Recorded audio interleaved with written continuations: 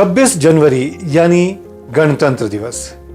जी हाँ, ये वो तारीख है जिस पर हर भारतीय को अभिमान है, हर भारतीय को गर्व है। आज पूरा देश गणतंत्र दिवस के जश्न में डूबा हुआ है और इसका मूल कारण है भारतीय संविधान का लागू होना।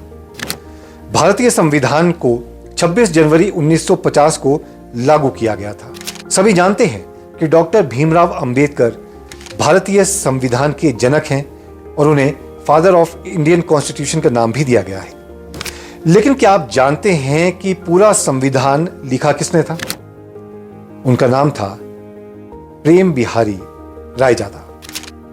जी हां, यह संविधान लिखा था प्रेम बिहारी रायजादा ने और इसके लिए उन्होंने एक भी पैसा नहीं लिया था।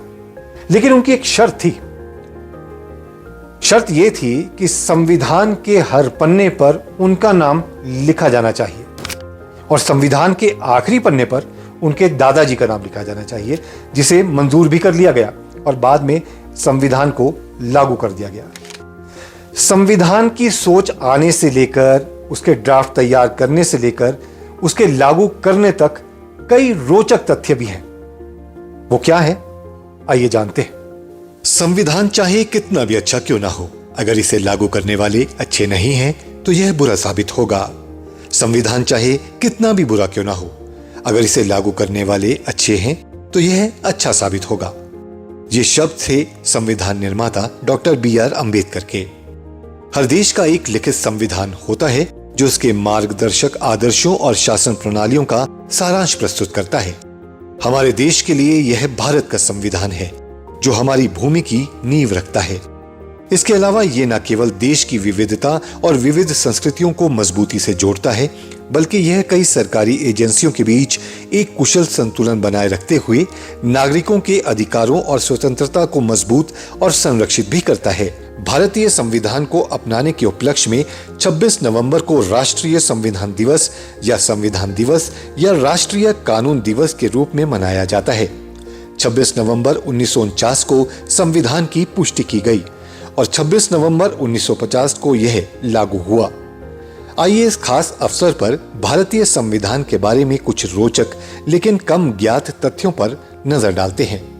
1934 में भारतीय क्रांतिकारी और कट्टरपंथी कार्यकर्ता M.N. रॉय पहले व्यक्ति थे जिन्होंने भारतीय संविधान सभा की मांग की थी। एक साल बाद भारत के लिए संवैधानिक सुधारों पर श्वेत पत्र के रूप में जाने जाने वाले ब्रिटिश प्रस्ताव को खारिज करने वाले प्रस्ताव में भारतीय राष्ट्रीय कांग्रेस ने इसे आधिकारिक मांग बना दिया। इस प्रस्ताव को बाद में भारत सरकार अधिनियम 1935 के रूप में अधिनियमित किया गया। भारतीय संविधान ना तो लिखा गया और ना ही छपा है। हिंदी और अंग्रेजी दोनों संस्करणों को प्रेम बिहारी नारायण रायजादा ने अपने हाथ से इटैलिक शैली में लिखा है, जिन्होंने इसे देहरादून में खुद ही प्रकाशित भी किया। हस्तलिखित यानी हाथ से लिखे गए भारतीय संविधान के प्रत्येक पृष्ठ और प्रस्तावना पृष्ठ को शांति निकेतन के चित्रकारों द्वारा अलंकृत किया गया है, जिनमें बिहार राम मनोहर सिन्हा और नंदलाल बोस शामिल हैं। सटीक रूप से कहा जाए तो भारतीय संविधान के अंतिम प्रारूप को तैयार करने में 2 वर्ष 11 महीने और 18 दिन लगे, जिसे लागू करने में तकरीबन 6 करोड़ रुपए खर्च किए गए। पहले मसौदे में 2000 से अधिक संशोधन, जबकि मूल मसौदे में कुल 2475 संशोधन किए गए। संविधान सभा के 284 सदस्यों ने संविधान को स्वीकार किया और उस पर हस्ताक्षर किए। 24 जनवरी 1950 को संविधान सभा की अंतिम बैठक के समय संविधान में 395 अनुच्छेद, 8 अनुसूचियां और 22 भाग शामिल थे। वर्तमान में 470 अनुच्छेद हैं, जो 25 भागों, 12 अनुसूचियों और 5 परिशिष्टों में विभाजित हैं। भारतीय संविधान को अक्सर उधारों का थैला भी कहा जाता है, क्योंकि इसके कई प्रावधान अन्य देशों के संविधानों से अपने विचार या भाषा लेते हैं। इसे भारत के ऐतिहासिक परिप्रेक्ष्य, भौगोलिक विविधता और सांस्कृतिक विशेषताओं को ध्यान में रखकर लिखा गया था। भारत दुनिया का सबसे बड़ा लोकतंत्र होने के साथ साथ दुनिया का सबसे लंबा संविधान होने के लिए भी प्रसिद्ध है। 1,17,369 शब्दों वाला यह दुनिया का सबसे लंबा संविधान है। 26 जनवरी 1950 को अशोक का सिंह चिन्ह देश का राष्ट्रीय प्रतीक बन गया। 4 एशियाई सिंह शक्ति, साहस, गर्व और आत्मविश्वास के प्रतीक हैं। भारतीय संविधान के मुख्य वास्तुकार डॉक्टर भीमराव अंबेडकर। आपको यह भी जानना जरूरी है कि भारतीय संविधान की प्रस्तावना की शुरुआत कब और कैसे हुई, साथ ही प्रथम और अंतिम हस्ताक्षर संविधान पर किसने किए थे। दरअसल पंडित जवाहरलाल नेहरू ने उद्देश्य प्रस्ताव पेश किया, जो बाद में संविधान की प्रस्तावना में बदल गया। आपातकाल के दौरान 1976 में 42वें संशोधन के तहत प्रस्तावना में समाजवादी और धर्मनिरपेक्ष शब्द जोड़े गए। इसने संविधान के मूल सिद्धांतों को रेखांकित किया। भारतीय संविधान पर सबसे पहले देश के पहले राष्ट्रपति डॉक्टर राजेंद्र प्रसाद ने हस्ताक्षर किए थे। अंतिम हस्ताक्षरकर्ता फिरोज गांधी थे, जो उस समय संविधान सभा के अध्यक्ष थे।